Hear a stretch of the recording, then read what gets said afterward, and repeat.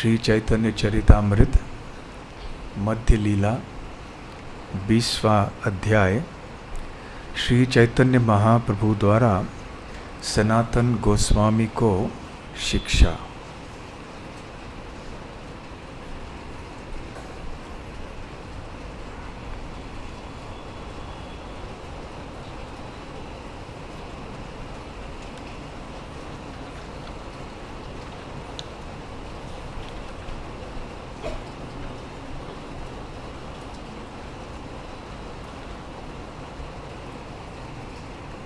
श्लोक संख्या 380।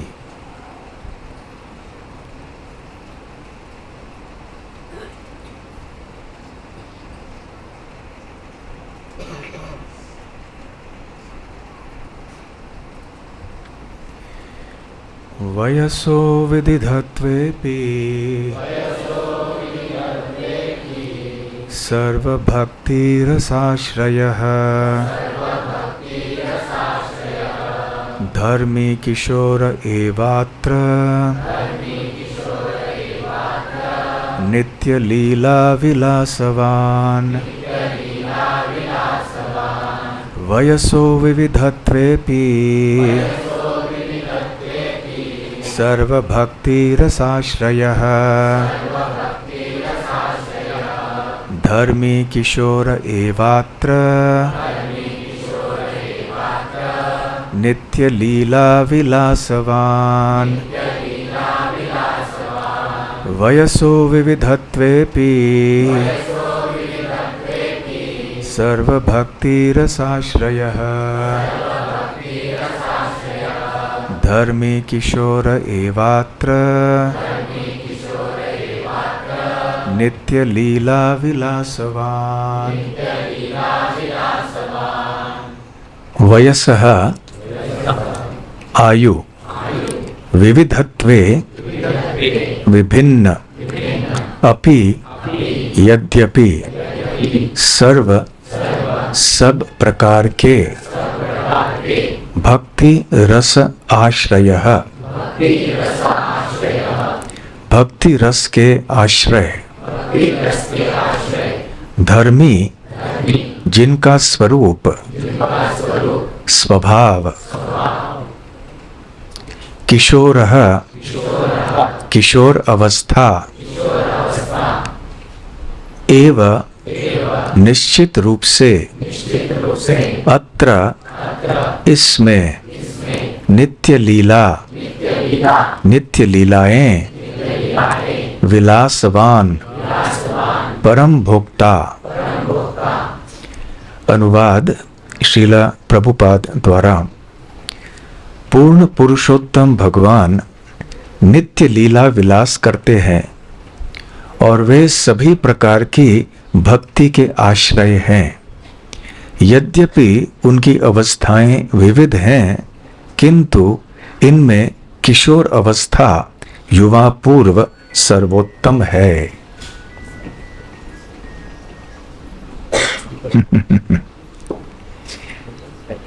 दोहराइए। पूर्ण पुरुषोत्तम भगवान नित्य लीला विलास करते हैं और वे सभी प्रकार की भक्ति के आश्रय हैं। यद्यपि उनकी अवस्थाएं विविध हैं, किंतु इनमें किशोर अवस्था युवा पूर्व सर्वोत्तम है। ओम ज्ञानतिमिरान्धस्य ज्ञानाञ्जनशलाकया चक्षुरुन्मीलितं येन तस्मै श्रीगुरवे नमः। श्रीचैतन्यमनोभीष्टं स्थापितं येन भूतले स्वयं रूप कदा मह्यं ददाति स्वपदान्तिकं। वन्देऽहं श्रीगुरो श्रीयुतापदकमलं श्रीगुरून् वैष्णवांश्च श्रीरूपं साग्रजातं सहगण रघुनाथान्वितं तं सजीवं साद्वैतं सावधूतं परिजन सहितं कृष्ण चैतन्य देवं श्री राधा कृष्ण पादां सहगण ललिता श्री विशाखान्वितांश्च। नमो ओं विष्णुपादाय कृष्ण प्रेष्ठाय भूतले श्रीमते भक्ति सेवदान्त स्वामिनिति नामिने। नमस्ते सारस्वते देवे गौरवाणी प्रचारिणे निर्विशेष शून्यवादी पाश्चात्य देशतारिणे। मूकं करोति वाचालं पंगुं लंघायते गिरिं यत्कृपातमहं वन्दे श्रीगुरून् दीनतारिणम्।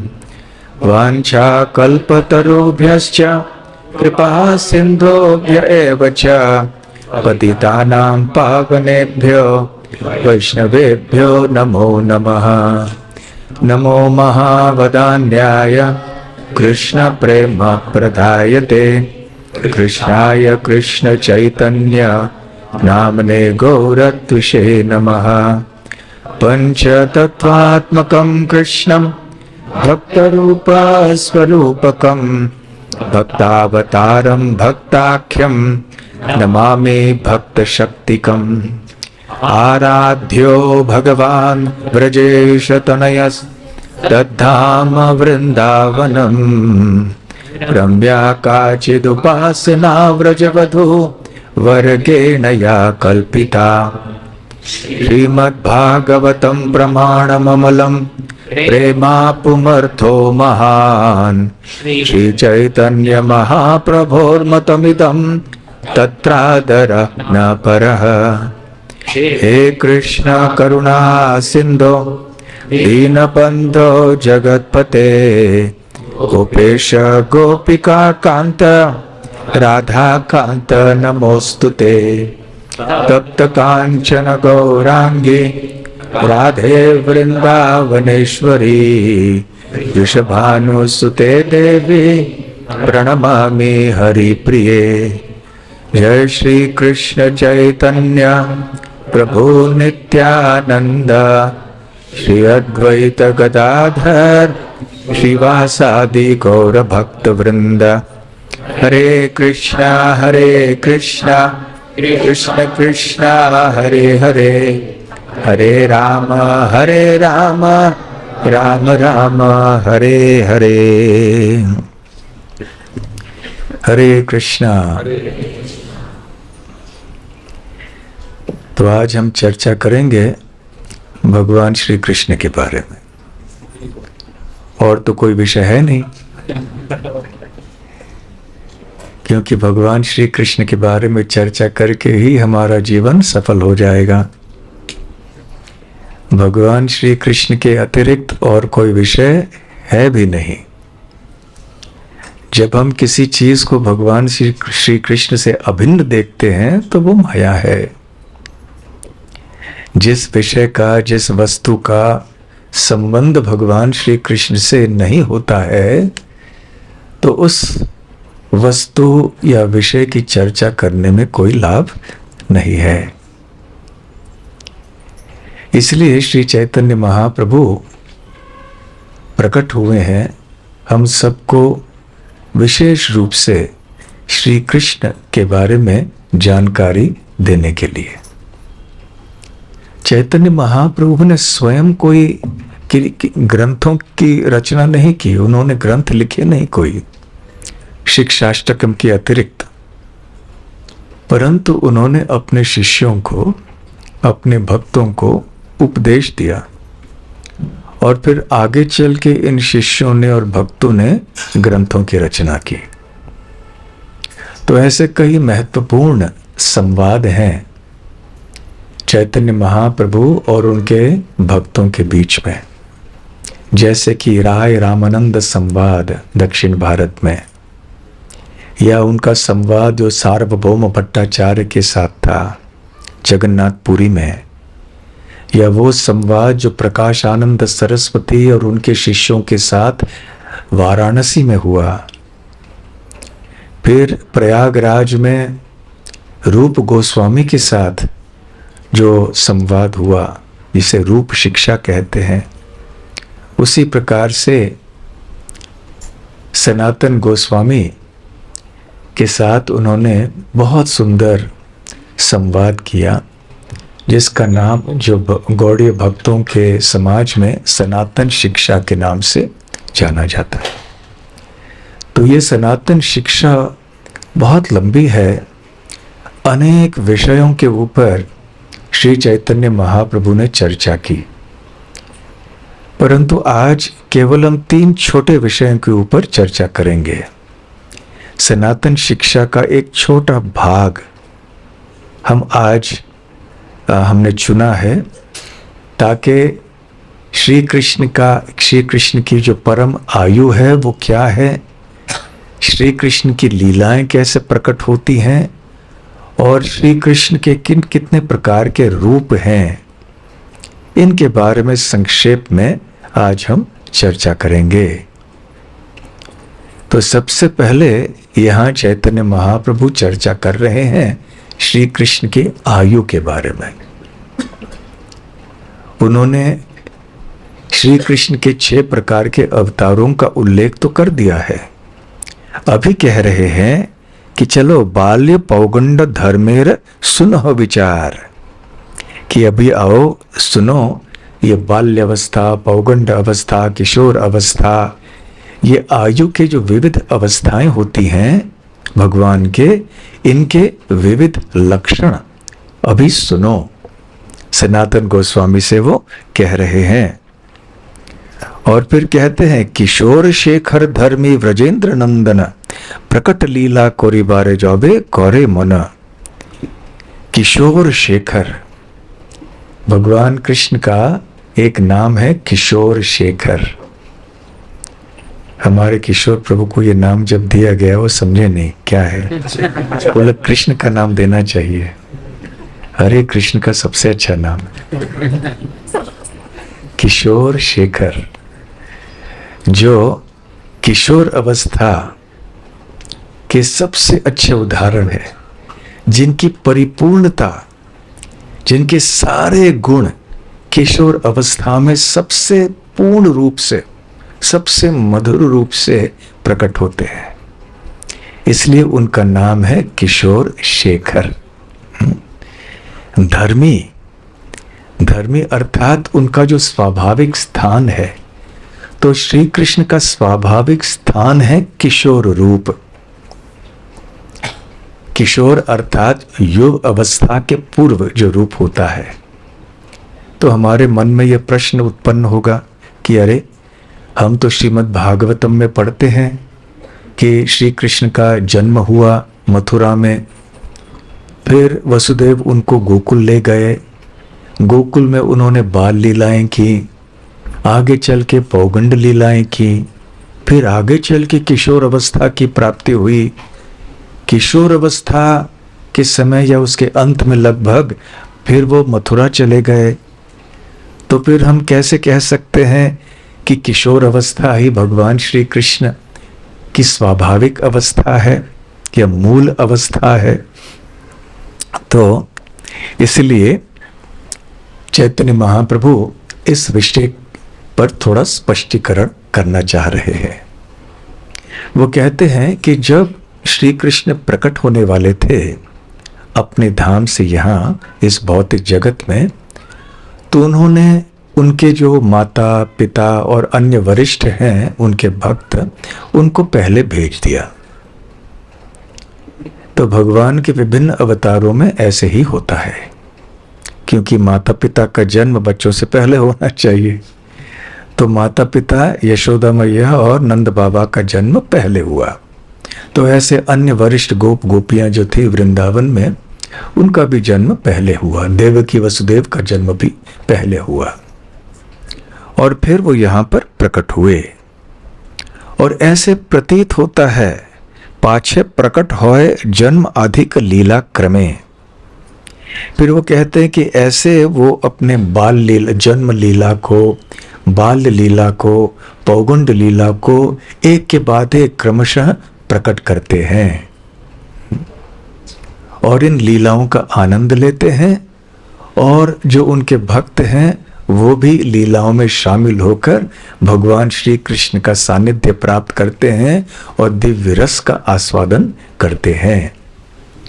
तो ऐसे आगे चलते चलते फिर वो किशोर अवस्था को प्राप्त हो जाते हैं। और फिर आज के श्लोक में चैतन्य महाप्रभु कहते हैं, वयसः विविधत्वेपि, यद्यपि भगवान के विविध आयु दिखाई पड़ते हैं जबकि वो यहाँ पर इस भौतिक सृष्टि में प्रकट होते हैं, भगवान श्री कृष्ण सर्व भक्ति के रसों के आश्रय हैं, इसलिए वो विविध आयुओं को स्वीकार करते हैं, क्योंकि अलग अलग आयु की अवस्थाओं में अलग अलग रसों का आस्वादन किया जा सकता है। जैसे बाल्यावस्था में वात्सल्य रस का आस्वादन होता है सबसे अच्छी तरह से। जब लड़का 50 साल का हो जाता है, 60 साल का हो जाता है, माँ के लिए उनका पुत्र तो बच्चा ही होता है, लेकिन फिर भी वो नहीं हो सकता जो पहले बचपन में जब बच्चा 2 साल का था, 1 साल का था, उस तरह का संबंध नहीं हो पाता है।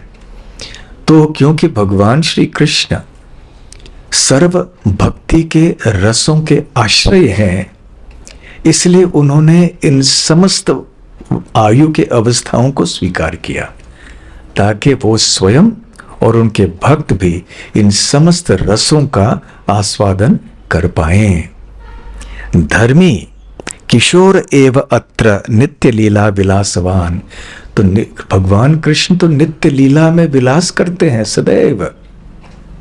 भगवान श्री कृष्ण बहुत क्रियाशील हैं और नित्य उनकी लीलाएं चलती रहती हैं, नित्य लीला विलासवान। फिर भी धर्मी जो उनकी जो मूल अवस्था है वो किशोर है। न केवल श्री कृष्ण सर्व भक्ति के रसों के आश्रय हैं, परंतु विशेष करके जब श्री कृष्ण किशोर अवस्था को प्राप्त होते हैं तो उस समय वो पूर्ण रूपेण समस्त भक्तों के रसों के आश्रय बन जाते हैं।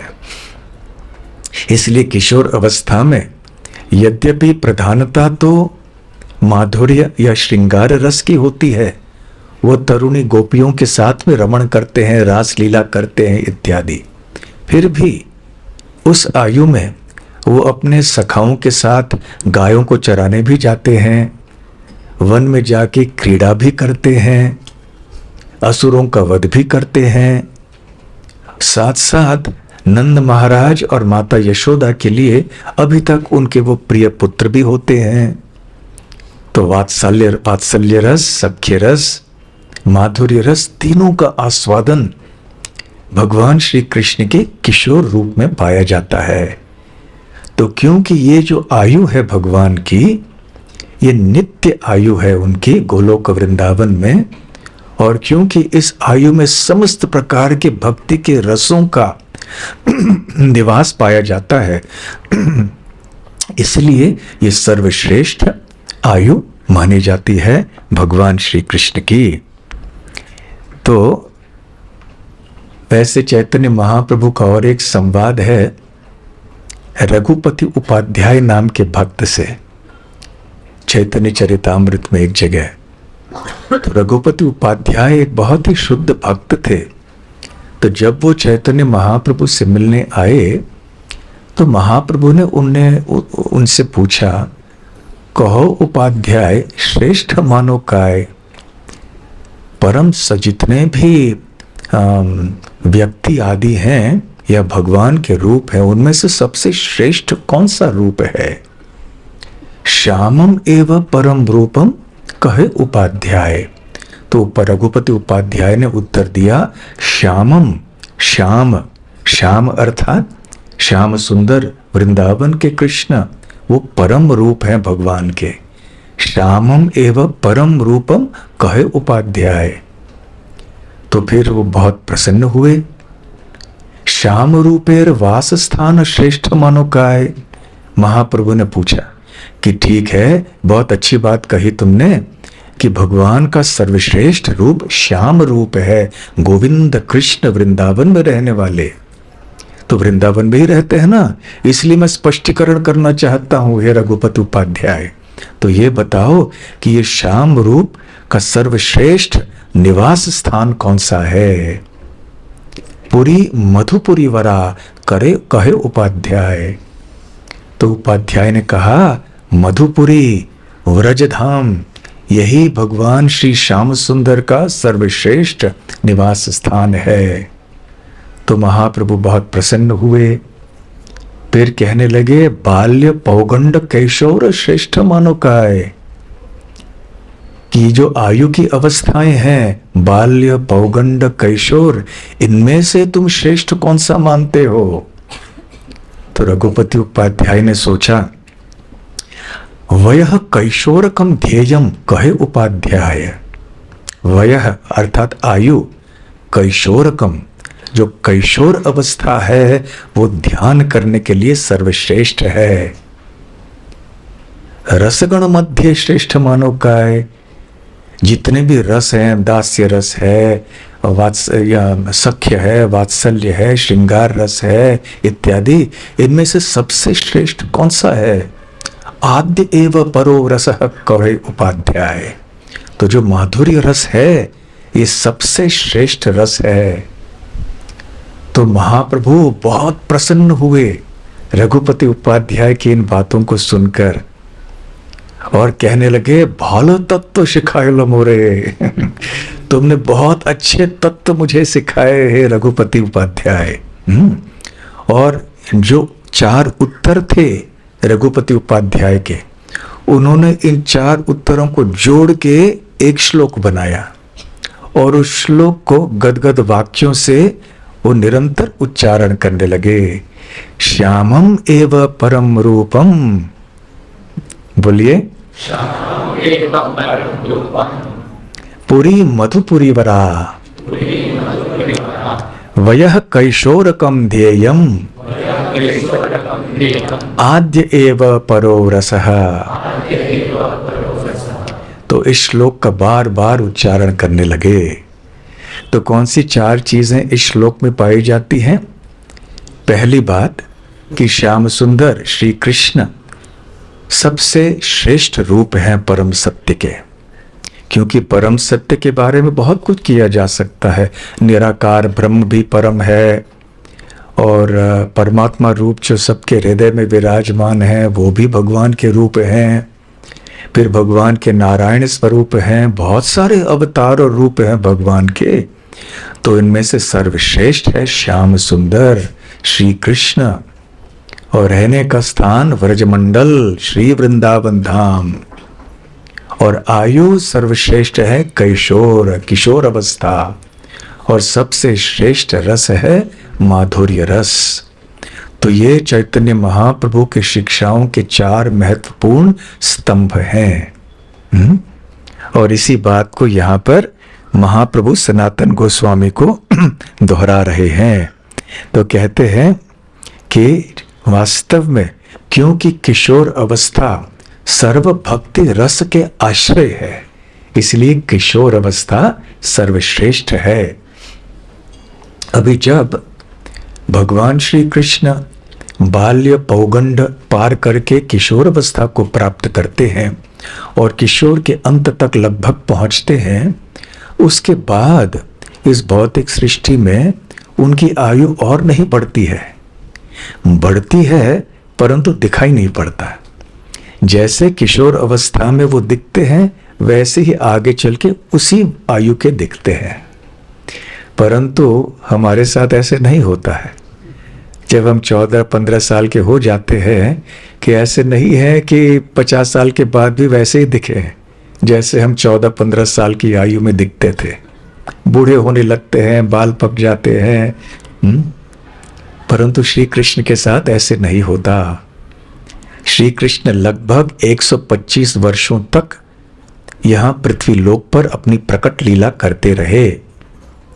फिर भी 125 वर्ष की आयु पे भी वो एक नवयुवक प्रतीत हो रहे थे। ऐसे नहीं लग रहा था कि उनकी आयु 125 साल की है। कुरुक्षेत्र के युद्ध में भी 80 से अधिक उनकी आयु थी।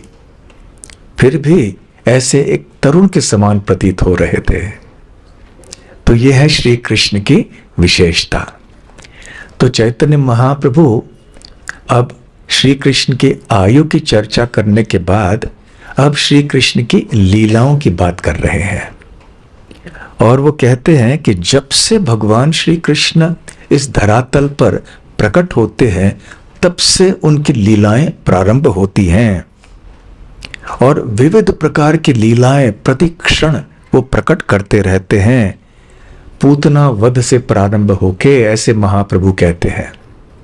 वैसे तो और भी लीलाएं थीं, जैसे वृंदावन में जब वो प्रकट हुए वसुदेव ने आकर उनको रखा यशोदा मैया के बगल में, परंतु जो सबसे महत्वपूर्ण लीलाओं में से उल्लेख कर रहे हैं महाप्रभु कि पूतना वध से प्रारंभ करके कितनी सारी ऐसी लीलाएं होती रहीं और ये सारी लीलाएं एक के बाद क्रमशः प्रकट श्री कृष्ण करते रहते हैं। और एक अद्भुत बात आगे चल के महाप्रभु बता रहे हैं। वो कहते हैं कि ये सारे जो लीलाएं हैं भगवान श्री कृष्ण के, ये प्रत्येक ब्रह्मांड में प्रकट हो रहे हैं। वर्तमान काल का प्रयोग हम कर रहे हैं अभी। तो ये बहुत आश्चर्यजनक बात है। वैसे इस भौतिक सृष्टि में अनंत कोटि ब्रह्मांड हैं, इनकी गिनती हम नहीं कर सकते और प्रत्येक ब्रह्मांड में भगवान श्री कृष्ण प्रकट होते हैं और प्रकट होके प्रारंभ से अपने पूतनावध आदि से लेकर अपनी लीलाओं को एक के बाद एक क्रमशः प्रकट करते रहते हैं। श्रील भक्त सिद्धांत सरस्वती ठाकुर कहते हैं कि ये बहुत ही सुंदर बात है जो महाप्रभु ने कही है और वो व्याख्या करते हैं कि जिस प्रकार से जब श्री कृष्ण यहाँ पर आते हैं, जैसे मान लीजिए उन्होंने पूतना का वध किया हमारे ब्रह्मांड के अंदर, तुरंत दूसरे ब्रह्मांड में वो पूतना का वध करेंगे और इस ब्रह्मांड में पूतना के वध के बाद फिर हो सकता है तृणावर्त का वध करेंगे। फिर वहां पूतना का वध हो गया तो वहां पूतना का वध करने के बाद यहाँ जो लीला की थी तृणावर्त का वध, वो वहां करते हैं। एक साथ में वो सारे ब्रह्मांडों में प्रकट होते हैं, उपस्थित रहते हैं एक ही साथ में और एक के बाद क्रमशः उनकी लीलाएं होती रहती हैं। यहां जैसे एक लीला समाप्त होती है उसी लीला को दूसरे ब्रह्मांड में प्रकट करते हैं, दूसरे ब्रह्मांड में उस लीला को समाप्त करके तीसरे ब्रह्मांड में जाते हैं। इस प्रकार से संपूर्ण ब्रह्मांडों में श्री कृष्ण की लीलाएं घूमती रहती हैं और इनका अंत नहीं है। भगवान श्री कृष्ण अवश्य अपने नित्य धाम में निवास करके वहां लीला करते हैं, गायों को प्रतिदिन चराते हैं, गोपियों के साथ में लीला करते हैं। वो नित्य लीला है, नित्य अर्थात जिनका कोई अंत नहीं है। परंतु श्रील प्रभुपाद जी तात्पर्य में बता रहे हैं कि भगवान श्री कृष्ण की लीलाएं जो कि वो भौतिक जगत में प्रकट करते हैं वो भी नित्य लीला कहलाते हैं। क्यों? क्योंकि यहां पर भी एक ब्रह्मांड के बाद दूसरे, दूसरे के बाद तीसरे, ऐसे अनगिनत ब्रह्मांडों में एक के बाद एक भगवान श्री कृष्ण की लीलाएं चलती रहती हैं। इसलिए संपूर्ण भौतिक सृष्टि को यदि देखा जाए तो ये प्रकट लीलाएं भी नित्य हैं। तो देखिए भगवान श्री कृष्ण के धाम में भी नित्य लीलाएं हो रही हैं और यहां भौतिक सृष्टि में भी भगवान की नित्य लीलाएं हो रही हैं। चैतन्य महाप्रभु कहते हैं कि जिस प्रकार से गंगा की धारा निरंतर बहती रहती है, क्योंकि ऊपरी लोकों से ये जल आ रहा है ना, ये तो पृथ्वी लोक का जल तो है नहीं, बल्कि ये आध्यात्मिक जगत का जल है जो इस भौतिक ब्रह्मांड के भीतर आके अभी ऊपरी लोकों से होते हुए अब पृथ्वी लोक पे आया है ये जल।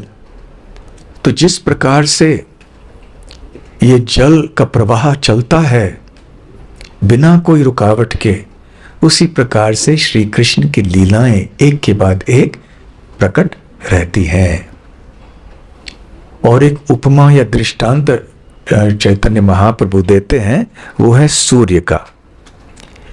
सूर्य का उदय होता है हमारे दृष्टि से, जो हमारे स्थान में सूर्य आसमान में ऊपर ऊपर आके फिर सूरज अस्त भी होता है। परंतु ऐसा नहीं है कि पृथ्वी के हर एक स्थान पे ठीक उसी समय सूर्योदय होता है और सूर्यास्त होता है, नहीं। हमारे लिए जब सूर्यास्त होता है तो हमारे पश्चिम की ओर में जो है उनके लिए सूर्योदय थोड़ी देर में होगा, उनसे और पश्चिम जो है उनके लिए सूर्योदय और भी थोड़ी देर में होगा, आधा घंटा पहले, फिर से 1 घंटा पहले या बाद में।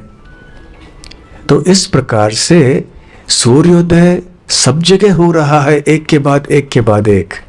वास्तव में सूर्य तो अपने स्थान में स्थित है, परंतु हमारे दृष्टिकोण के अनुसार हमें लगता है कि सूर्य का उदय अब हुआ है। तो ठीक उसी प्रकार से श्री कृष्ण तो नित्य अपने धाम में निवास करते हैं, विराजमान हैं वो गोलोक वृंदावन में। फिर भी जब यहां प्रकट होते हैं तो हर एक ब्रह्मांड को लगता है श्री कृष्ण यहां प्रकट हुए हैं, और वो सत्य भी है। इस प्रकार चैतन्य महाप्रभु बहुत सुंदर रूप से ये भगवान श्री कृष्ण के लीलाओं का वर्णन करते हैं। फिर वो कहते हैं कि श्री कृष्ण प्रत्येक ब्रह्मांड में 125 वर्षों तक रहते हैं और वृंदावन में, द्वारका में, मथुरा में और अन्य स्थानों में रमण करते हैं, अपने लीलाओं का आनंद लेते हैं। और जब लीलाओं का चक्र संपूर्ण हो जाता है, 125 साल बीत जाते हैं, उनमें से बाल्यावस्था, पौगंड अवस्था, किशोर अवस्था, युव अवस्था, ब्रह्मचारी अवस्था, गृहस्थ अवस्था, इन सारी अवस्थाओं से बीतकर फिर तिरोभाव उनका हो जाता है 125 वर्षों के बाद। और चैतन्य महाप्रभु कहते हैं कि जब श्री कृष्ण प्रकट होते हैं यहां पर, तो साथ में अपने धाम को ही ले आते हैं, अपने गोलोक वृंदावन धाम को प्रकट करवाते हैं यहां पर। तो जिस स्थान में हम जाते हैं, जो दिल्ली के पास में है, जब हम वृंदावन की यात्रा में जाते हैं, बाह्य दृष्टि से तो भले वो लगे कि यहाँ तो इतने रिक्शाएं हैं और इतना शोर है और इतनी धूल है और प्रदूषण है, भीड़ है, गर्मी है, ठंडी है, बंदर है, कुत्ते हैं, गंदगी है, ये सारी चीजें हमें दिखाई पड़ती हैं वृंदावन में जाके। परंतु ये केवल वृंदावन का बाह्य दृश्य है, वास्तव में ये तो मूल वृंदावन ही है। आध्यात्मिक जगत में जो वृंदावन धाम है, उसी को भगवान श्री कृष्ण यहां पर प्रकट कराते हैं, और ये भगवान की अचिंत्य शक्ति के कारण है। श्रील प्रभुपाद जी अपने तात्पर्य में और कई बहुत ही श्रवणीय बात बताते हैं, बहुत अद्भुत बात। 2 प्रकार के भक्त होते हैं भगवान श्री कृष्ण के। एक को कहते हैं साधक, हम सब जैसे, हम साधना कर रहे हैं, हम सिद्धि को प्राप्त नहीं हो चुके हैं अभी, सिद्धि की लालसा में, सिद्धि की अपेक्षा में, सिद्धि की आशा रख के हम हमारी साधना कर रहे हैं, तो हम सब साधक हैं।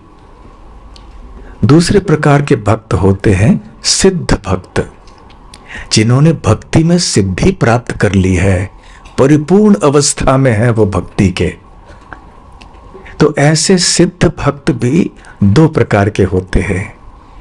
एक जो भगवान के धाम से ही आते हैं, भगवान उनको साथ में लेकर आते हैं, और दूसरे हैं जो यहां साधना कर करके अभी सिद्ध हो चुके हैं, तो उनको साधना सिद्ध कहते हैं।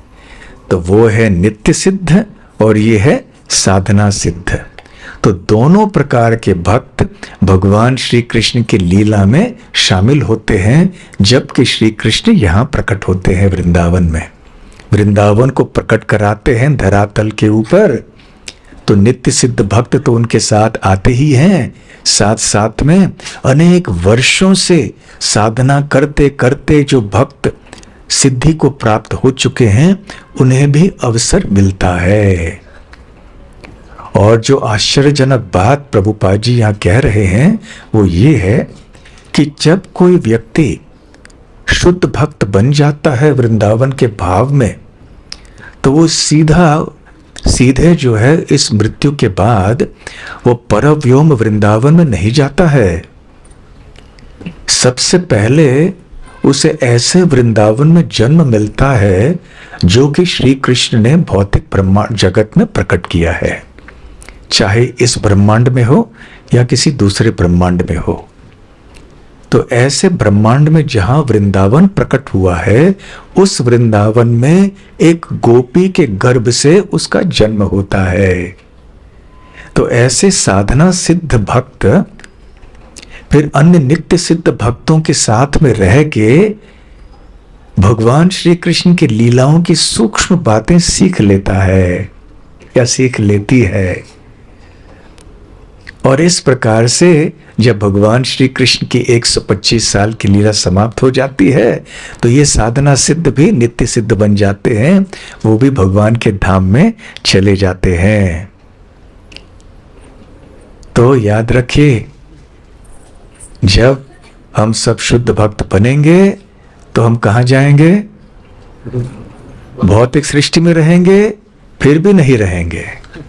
भौतिक सृष्टि के अंदर रहेंगे, परंतु भौतिक सृष्टि में जहां वृंदावन धाम प्रकट कराया हुआ है भगवान ने, ऐसे श्री वृंदावन धाम में हम जन्म लेंगे, इस ब्रह्मांड में हो या किसी दूसरे ब्रह्मांड में हो।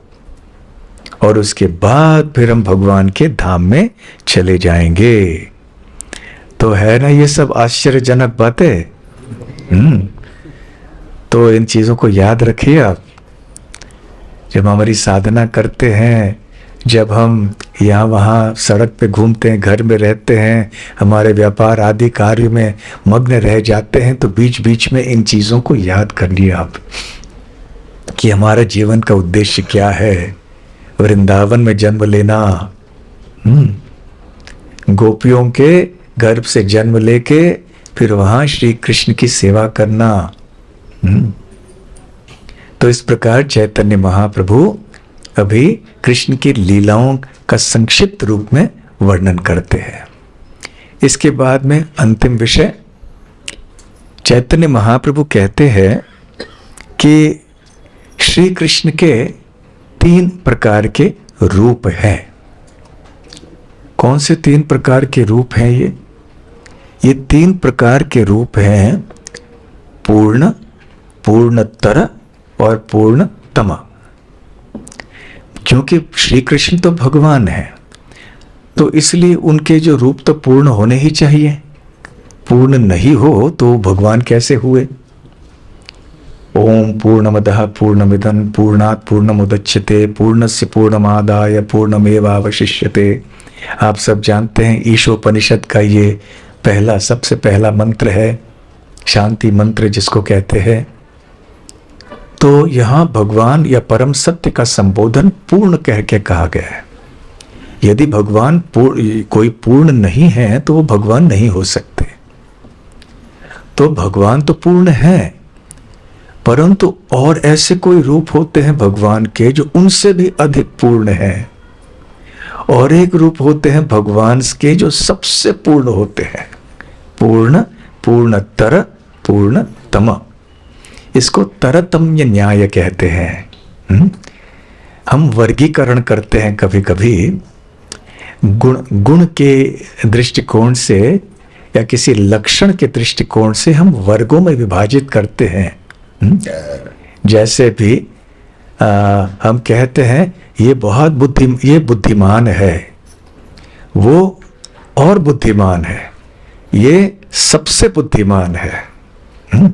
तो हमने वर्गीकरण किया ना, बुद्धिमान व्यक्तियों में हमने वर्गीकरण किया कि कौन बुद्धिमान है, कौन अधिक बुद्धिमान है और कौन सबसे बुद्धिमान है। तो भगवान के जितने भी रूप हैं वो सब पूर्ण हैं, परंतु उनमें से कई रूप पूर्णतर हैं और ज्यादा पूर्ण है, और एक रूप है जो सबसे अधिक पूर्ण है, इसको पूर्णतम कहते हैं। इसको तरतम्य न्याय, तर और तम्य मतलब एक तुलनात्मक दृष्टि से विश्लेषण करना। तो जब भगवान श्री कृष्ण अपने समस्त गुणों का प्राकट्य नहीं करते हैं तो वो भगवान का पूर्ण रूप माना जाता है। जैसे कि वैकुंठ में भी भगवान नारायण निवास करते हैं, तो वो अवश्य भगवान तो है ही, इसमें कोई दो राय नहीं है, परंतु भगवान के संपूर्ण गुण या लक्षण वो प्रकट नहीं करते। फिर वो पूर्ण होने के बाद भी जब हम द्वारका या मथुरा में आते हैं तो हम देखते हैं कि भगवान पूर्णतर होते हैं। पूर्णतर अर्थात उनके समस्त गुण तो हैं, परंतु संपूर्ण मात्रा में उन गुणों को प्रकट नहीं करते हैं। तो यह है द्वारका और मथुरा में भगवान श्री कृष्ण।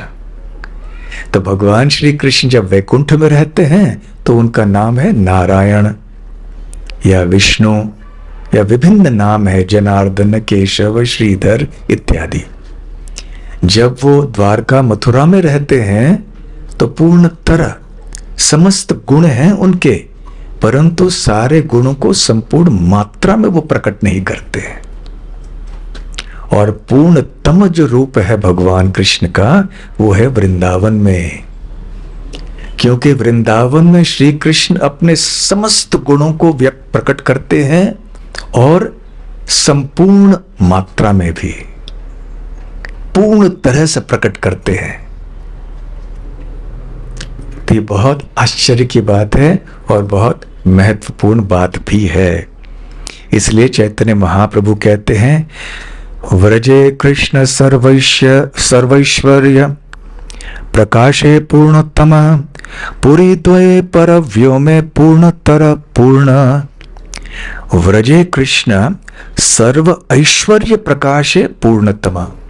तो वृंदावन में श्री कृष्ण पूर्णतम क्यों है? क्योंकि उनके समस्त प्रकार के गुण पूर्ण मात्रा में वृंदावन में प्रकट होते हैं। जैसे कि भगवान श्री कृष्ण माखन चोरी करते हैं, कभी भगवान नारायण को नहीं देखते हम ऐसे, या भगवान श्री कृष्ण गोपियों के साथ में रास लीला करते हैं, ऐसी लीलाएं अन्य कहीं भगवान के रूप में नहीं दिखाई पड़ते। तो यह है वृंदावन के कृष्ण जो सर्व ऐश्वर्य प्रकाशित करते हैं, अपने सारे गुणों को प्रकाशित करते हैं। और पुरी द्वये, दो प्रकार की जो पुरियां हैं, द्वारकापुरी, मथुरापुरी, परव्योम में आध्यात्मिक जगत में पूर्णतर पूर्ण, क्योंकि अधिक मात्रा में, क्षमा कीजिए, अल्प कम मात्रा में श्री कृष्ण अपने गुणों को द्वारका और मथुरा में प्रकट करते हैं। वृंदावन में श्री कृष्ण एक ग्वाल बाल होते हैं, गायों को चराते हैं, और वृंदावन में कोई उनको भगवान नहीं मानता। ये बहुत विशेष बात है। वैकुंठ में सारे भक्त शुद्ध भक्त हैं, परंतु वो भगवान को भगवान मानते हैं। वृंदावन में श्री कृष्ण को कोई भगवान नहीं मानता। ये बहुत विशेष गुण है वृंदावन का, क्योंकि भगवान मानने से प्रेम में थोड़ी अड़चन आ जाती है, थोड़ा अंतर हो जाता है। अरे मैं दास हूं, ये मेरे स्वामी है। परंतु वृंदावन में चाहे गोपियां हों, चाहे ग्वाल बाल मित्र हों श्री कृष्ण के, चाहे उनके माता पिता हों, कोई भी श्री कृष्ण को भगवान नहीं मानते हैं। उनका संबंध इसलिए कृष्ण के साथ बहुत ही मीठा होता है। श्रील जीव गोस्वामी जब टीका करते हैं इस श्लोक के ऊपर या इस विषय के ऊपर, वो बताते हैं कि वृंदावन में श्री कृष्ण पूर्णतम तीन कारणों से हैं। एक उनका ऐश्वर्य पूर्ण रीति से प्रकट होता है, दूसरी बात उनका माधुर्य ये भी पूर्ण रीति से प्रकट होता है, और तीसरा गुण जो है कृपा। जिस प्रकार से भगवान श्री कृष्ण कृपा करते हैं वृंदावन में, वो और कहीं नहीं करते हैं। तो इन तीन गुणों की परिपूर्णता के कारण, अतुलनीय मात्रा में उपस्थिति के कारण, बहुत ही विशिष्ट रूप से, अद्भुत रूप से प्रकट होने के कारण भगवान श्री कृष्ण का जो वृंदावन रूप है वो अद्वितीय है। इसलिए भगवान श्री कृष्ण वृंदावन में पूर्णतम है। ऐश्वर्य के संबंध में श्रील जीव गोस्वामी कहते हैं, जब ब्रह्मा जी श्री कृष्ण के जो बछड़ों को उठाकर ले गए, एक गुफे में उन्होंने बंद कर दिया, तो फिर वो विमोहित हो गए। जब श्री कृष्ण ने अपने ऐश्वर्य का एक लेश मात्र प्रकट किया, जितने ग्वाल बाल थे, जितने बछड़े थे, उनकी तरह उन्होंने अन्य बछड़ों को और बच्चों को प्रकट कराया। और जब ब्रह्मा जी यहां पर आए, वो देखकर विस्मित हो गए कि ये क्या हो गया, मैंने तो उनको गुफे में रखा था, परंतु यहां है। फिर गुफे में जाके देखा तो वहां पर भी है, यहां पर भी है, और उनके आंखों के सामने फिर ये जो ग्वाल बाल थे और बछड़े थे, इनका परिवर्तन एक ऐसे रूप में हुआ जो चतुर्भुज रूप में भगवान नारायण का है, पीतांबर धारण किए हुए। और ब्रह्मा जी ने इस श्री कृष्ण का ऐश्वर्य का प्रदर्शन देखा तो चकाचौंध रह गए। तो ये एक उदाहरण है कि कैसे वृंदावन में जो ऐश्वर्य है वो असीमित है। वैसे वैकुंठ को ऐश्वर्य धाम कहा जाता है, परंतु वृंदावन में जो ऐश्वर्य है वो वैकुंठ से भी अधिक है। दूसरी बात है माधुर्य। जब माता यशोदा श्री कृष्ण को स्तनपान कराती हैं, ऐसा कहां देखा जाता है? कौन से धाम में ऐसा देखा जाता है कि कोई भक्त श्री कृष्ण को स्तनपान करा रहे हैं एक मां का रूप लेकर, या गोपियों के साथ में रासलीला होना, या ग्वाल बाल सखाओं के साथ में इस तरह की क्रीड़ाएं करना, ये कहां देखा जाता है?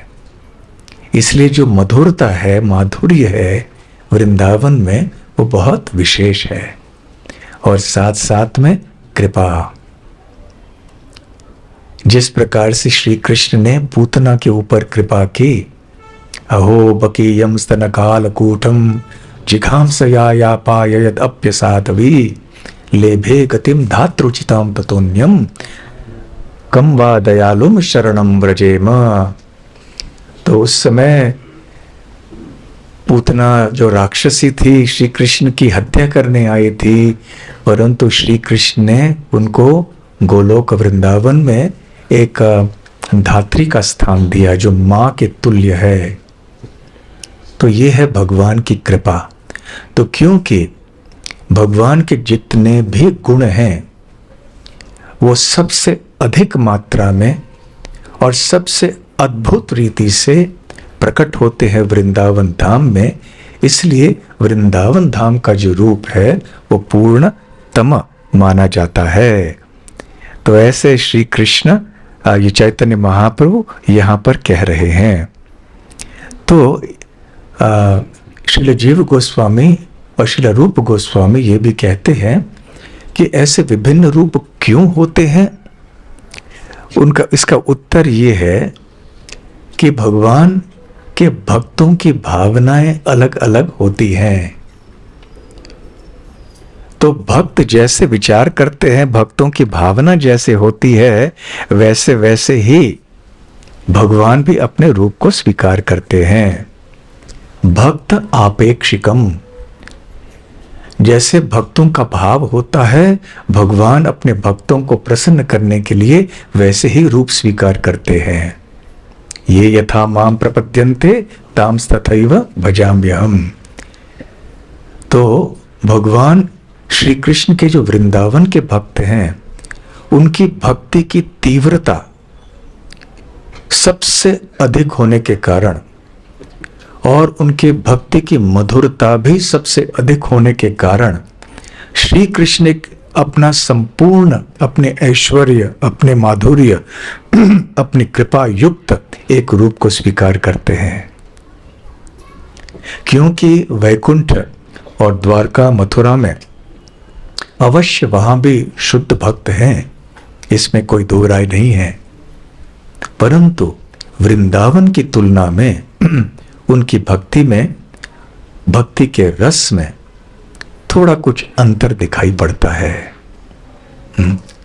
इसलिए द्वारका मथुरा के कृष्ण पूर्ण तर हैं और वैकुंठ के भगवान श्री कृष्ण को जो नारायण के रूप में है वो पूर्ण है। परंतु याद रखिए कि चाहे वो वैकुंठ के हों, द्वारका के हों, मथुरा के हों, वृंदावन के हों, ये एक ही कृष्ण है। ये अलग अलग कृष्ण नहीं है, वही कृष्ण है। जैसे कोई एक व्यक्ति मंदिर में आता है, धोती कुर्ता पहन के आता है, जब दफ्तर में जाता है पैंट शर्ट पहन के जाता है, जब समंदर में तैरने जाता है तो तीसरा ही पोशाक पहनता है, तो इसका अर्थ ये नहीं है कि ये अलग अलग व्यक्ति हो गए। एक ही व्यक्ति है, परंतु अलग अलग पोशाक है, अलग अलग भाव है। जब स्नान कर रहा होता है नदी में, समुद्र में, भाव एक प्रकार का होता है। जब मंदिर में होता है वही व्यक्ति, भाव कुछ और होता है।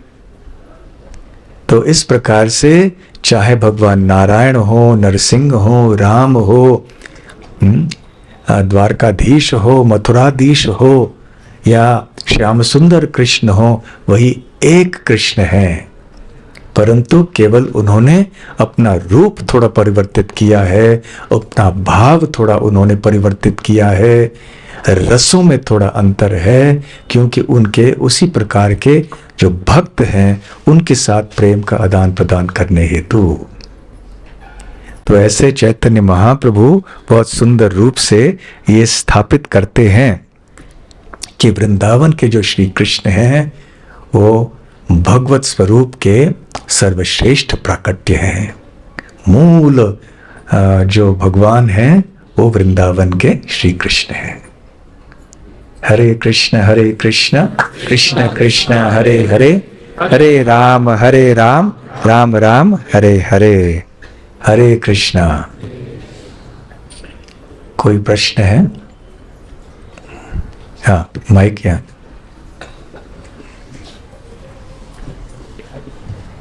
हरे कृष्ण महाराज। महाराज बहुत अच्छे से आपने वर्णन किया।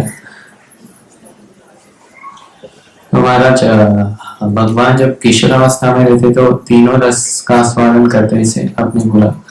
दास रस का आस्वादन किस प्रकार से करते हैं? दास रस का भी हर अवस्था में होता है, क्योंकि हर एक रस के भीतर दास्य भाव तो होता ही है, क्योंकि सेवा भाव से ये संबंध हो रहे हैं श्री कृष्ण के साथ। इसके अतिरिक्त ऐसे भी कई हैं जो कि श्री कृष्ण की सेवा में लगे रहते हैं। जब श्री कृष्ण प्रातः काल में उठते हैं नींद से और माता यशोदा उनको स्नान कराती हैं, फिर उनको कपड़े पहनाती हैं, तो कई श्री कृष्ण के मित्र भी आते हैं या वरिष्ठ गोपियां भी आती हैं माता यशोदा की सहायता करने के लिए। तो वो भी सहायता करती हैं। उनका भाव भी वैसे रहता है, चाहे वात्सल्य का हो, सख्य का हो, परंतु उसमें दास भी होता ही होता है। परंतु दास्य की प्रधानता हम आगे चल के अन्य धामों में ज्यादा देखते हैं, जैसे वैकुंठ है इत्यादि। ठीक है।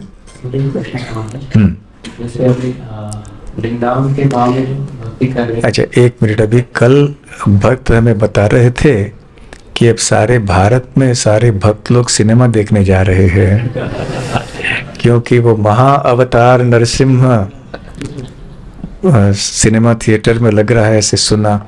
आप में से कितने भक्त गए हैं इस सिनेमा को देखने के लिए?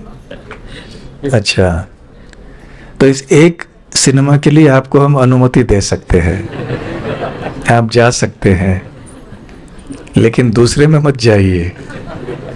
इसमें आप जाके देख के आइए। और एक भक्त हमें बता रहे थे कि श्रीमद् भागवत में जो कथा है नरसिंह देव के ऊपर, उसके अनुसार है। हमने देखा तो नहीं है, परंतु भक्त ऐसे बता रहे थे। और सब जगह ये अनेक भाषाओं में है, तो सब जगह जगह से अनेक शहरों से खबर आ रही है, महाअवतार नरसिम्हा इत्यादि। तो खैर, हाँ, दूसरा प्रश्न। तो महाराज जो मतलब वृंदावन के भाव में जो भक्ति कर रहे हैं उनको फिर से मतलब भौतिक भवन वृंदावन में लीला करना पड़ता है। तो वैसे कोई भी ऐसे वैकुंठ भाव में भक्ति कर रहा है, उनको भी भौतिक जगत में ही भगवान के साथ लीला करके बाद में उनको प्रवेश मिलता है। हो सकता है, परंतु चैतन्य महाप्रभु ने और हमारे आचार्यों ने विशेष करके वृंदावन के भाव को जोर दिया है ना, तो इसलिए वर्णन अधिक इस विषय में उन्होंने किया है।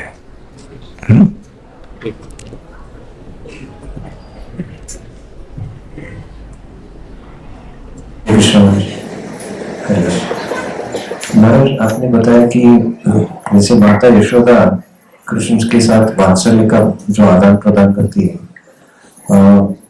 कृष्ण तो नित्य कैशोर रूप में है गोलोक वृंदावन में, लेकिन अगर वह जैसे 60 साल का है तो वो भाव नहीं रहता है। तो जब कृष्ण इस भाव तक धरातल पर आकर लीला करती है, तब माता यशोदा उसका पूरी तरह से आस्वादन कर सकती है, और उधर गोलोक वृंदावन में उतना आस्वादन नहीं हो सकता क्योंकि उधर जो कैशोर रूप है।